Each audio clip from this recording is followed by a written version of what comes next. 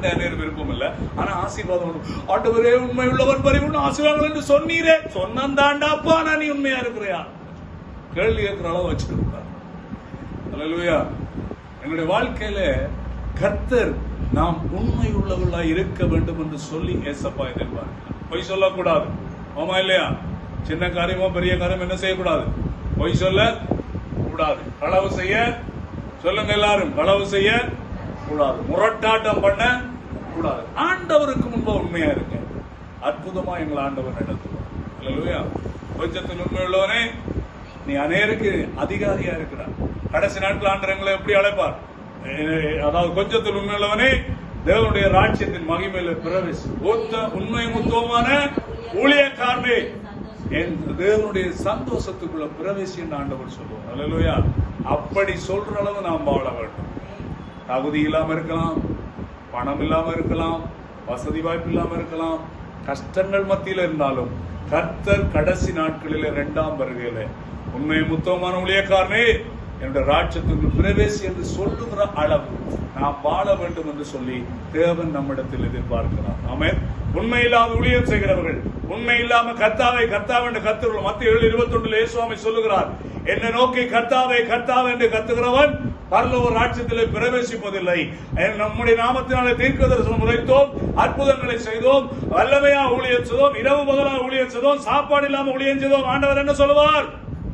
ஆக்கிரம செய்ய காரணே நான் உன்னை அறியேன். Get out. என்ன விட்டு போ, வெளியே. எவ்வளவு பரதாம இருக்கு பாருங்க. கர்த்தரோட விளையாடாதீங்க, ஆண்டோட வருகையில விளையாடாதீங்க, ஆண்டவர் கொடுத்த ரட்சிப்புல விளையாடாதீங்க. கர்த்தரோடு நாம் உண்மை உள்ளவர்களா இராவிட்டால் தேவன் நம்மோடு வழக்காடுவார் என்பதை மறந்து போகாது. எனக்கு தெரிந்த ஒரு குடும்பம், சரியான வேதனை. போன முறை கேள்விப்பட்டேன், மூத்தவன் மெண்டல் ஆயிட்டான், 2வது மெண்டல் ஆயிட்டான், 3வது நல்லா படிச்ச பிள்ளை அவளும் மெண்டல் ஆயிட்டான். அம்மா படுக்க, அவங்க ஒரு ஆண்டி சொன்னா, தம்பி 4 பேர் படுக்கையில் இருக்காங்கடா அந்த வீட்டை. நாங்கிட்ட என்னடா ஒரு கிறிஸ்தவ குடும்பம் தானே, ரட்சிக்கப்பட்டவங்களானே, ஊழியம் செய்தவங்களானே, அது ஒருவனுக்கு நான் ஞானசாரம் படிப்பிட்டேன். என்ன ஆண்டவரே இந்த குடும்பம்? அவ்வளவுதான் அந்த ஆண்டி சொன்னா. இந்த ஆண்டி தன் சொந்த கணவனை வீட்டை விட்டு கலைச்சான். பேங்கை தூக்கி வீட்டை வரும்பொழுது, வெளியே போ நீ எல்லாம் குடும்பத்துக்கு தகுதியிலிருந்து கலைச்சான். அவர் எத்தனை நாள் வாசல்ல படுத்திருப்பார், என்ன எடுங்கப்பா நான் பிள்ளை செய்யல, எனக்கு 4 பிள்ளைகள் 5 பிள்ளைகள், நான் உங்களோட இருக்கணும், எத்தனை நாள் வேதனைப்பட்டாலும் இருப்பார். ஆனா இந்த ரட்சிக்கப்பட்ட குடும்பம் என்ன செய்யல, எடுக்கல, கலைச்சான். ஆனால் அவர் அப்படியே போனாதான், அட்ரஸ் இல்லை. அப்பொழுது அவர் சொன்னா, அந்த மனுஷன் மென்டலாக மாறித்தாண்டா போச்சு.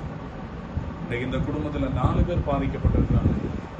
நான் சொல்லி வேதனைப்பட்டேன். நான் 2-3 தடவை வச்சவன், ஆண்டவரே அவன் பிள்ளை உண்மைதானப்பா, 4 நீர் அவளை குடும்பத்துல நீங்க உண்மை இல்லைன்னு சொன்னா கர்த்தரால் வீசப்படுவீர்கள் என்பதை மறந்து போகுது.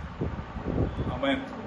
யாரா இருந்தாலும் பரவாயில்ல, அம்மா அப்பா மதி, பெற்றோரை மதி, மனைவியை மதி, கணவனை மதி, பிள்ளைகளை மதி, பெற்றோரை கனப்பட்டு வேத வசனத்தின்படி வாழ்ந்தால் எங்கள் குடும்பத்திலே கர்த்தருடைய ஆறுதலும் ஆசீர்வாதமும் எப்பொழுதும் பெரிய நன்மைகளை கொண்டு வரும். அல்லேலூயா. ஆண்டவர் இஸ்ரவேல் மக்களை எங்களையும் பார்த்து சொல்வார், என் மக்கள் என்னோட உண்மை இல்லை, அதனால நான் வழக்காடுவேன். யோசித்து பாருங்க, பெருசா பேசுறோம், பெருசா நாங்க எல்லாம் படம் காட்டுறோம், நாங்க ஏதோ உண்மை உள்ள ஒரு மாதிரி. அதோ ஆண்டவருக்கு படம் காட்ட தேவையில்லை, கர்த்தர் எல்லாவற்றையும் அறிவார். அல்லேலூயா. மனுஷன் நான் உங்களுக்கு மறைக்கலாம், நீங்க எனக்கு மறைக்கலாம், ஆனா நாம எல்லாரும் யாருக்கு மறைக்கலாது? சொல்லுங்க சத்தமா. வயசமாக நாம யாரும் மறைக்கலாம். ஆகையினாலே கர்த்தர் வழக்காடுவார். முதலாவது காரணம், உண்மை இல்லாவிட்டால் தேவன் வழக்காடுவார். உங்களுக்கு பிரச்சனை யோசித்து பாருங்க. ஒழுங்கா ரட்சிக்கப்பட்ட ஆரம்பத்தில் ஜெப வாழ்க்கை, இன்றைக்கு அனைவருடைய வாழ்க்கையில உண்மையான ஜெப வாழ்க்கை இல்லை, உண்மையான வேத தியானம் இல்லை. சும்மா போய் ஊழியக்காரனே பார்த்துட்டு இருக்கிறது. ஊழியக்காரன் என்ன சொல்லுவான்? ஊழியக்காரனை பார்க்கறது 2வது இருக்கட்டும், கர்த்தரை பார்க்கிறது முதலாவதா இருப்பதா. ஆமே.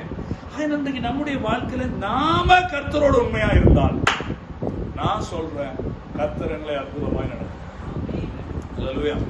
அப்பாவை நேசித்தேன், அப்பாவோட கனநாள் இருந்தேன்.